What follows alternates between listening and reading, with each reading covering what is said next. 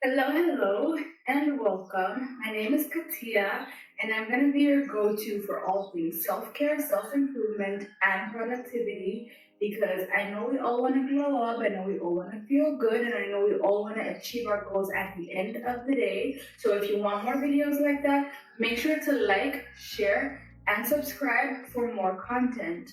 So today, I actually want us to talk about navigating the ups and downs of your self-care journey. So before we start, I actually want you to get a beverage, maybe coffee or some lemon water like I have right here, because I want these to be like little chats between friends.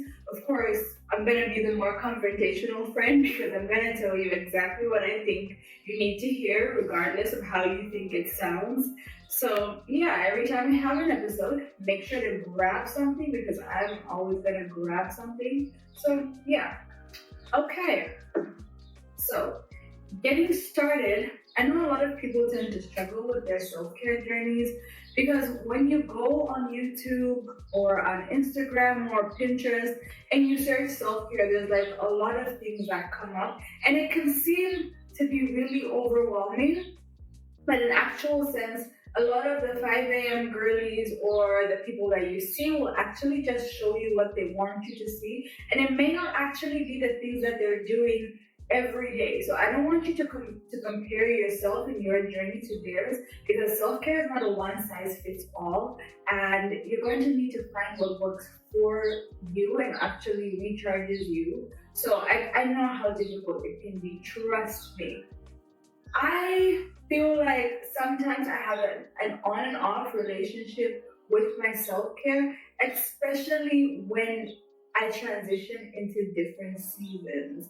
So, like if I'm moving maybe from one job to another, or from college to work, or just whenever it's time for me to switch seasons, I literally ditch my self care routine. And I have no idea why because I love self care and I love preaching and talking about it because I feel like it's a really great way to keep in touch with yourself and just recharge. Literally, it's like a whole battery for me, and so I want people to know that. But then I literally have a one off relationship with my own journey, so it kind of makes me feel like you know. But I've been working on getting consistent, and I know there's a lot of people who are still experiencing ups and downs. So I'm here to tell you a few things that you can actually do to navigate the ups and downs of your own journey. So the first thing being embrace imperfection. So, like I mentioned, self care is not a one size fits all. What works for someone else will not work for you. And I don't think there's actually a correct way to do it because everybody's way is different. So instead of trying to spend so much time making it perfect, why don't you just spend more time actually enjoying yourself and what you're doing? Because nothing can ever really be perfect. So if you find yourself in a situation where you're just feeling like nothing is working, then go ahead, reflect, adjust, and try again. Okay? This is for you. It isn't for anyone else. It's for you. The second thing is take it slow. I know if you go to Google right now and say self-care routine or how to start self-care, it's going to give you so many steps, and at the end of the day, you're going to be like, you know what? I don't want to do this.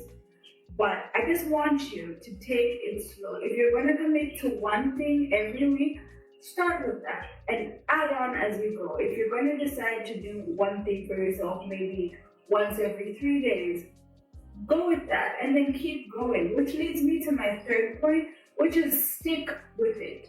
I feel like a lot of us don't give we don't give time for our routines to stick. We don't give, yeah, basically that. You don't give your routine time to stick. So if you pick a self-care routine or just an activity that you think you want to be doing once every week or once every 2 days or every day, stick with it. Just because you've done something for 1 week and it's not working the way you want it to work doesn't mean that you should get rid of it completely. Give it maybe 2 to 3 months, and then if you see that it's not working, then you can go ahead and try something else. But before you do, make sure that you stuck with it and it's actually not serving you the way you want it to. And going on to my fourth point, reflect and adjust. So, like I mentioned, after 3 months or 2 months, you see that what you're doing actually isn't making you feel the way you want it to feel, it isn't resonating, then you can go ahead and reflect what you actually want to feel and then try something else.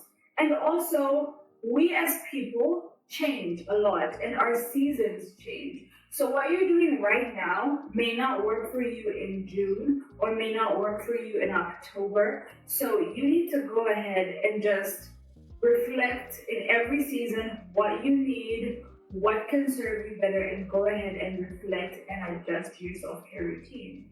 And moving on to our last point, which I think is the most underrated, but and I get why, but I feel like it's the most important. And just because I put it last doesn't mean it's not important. I think it's actually the most important. I just put it last because I felt like it would flow better.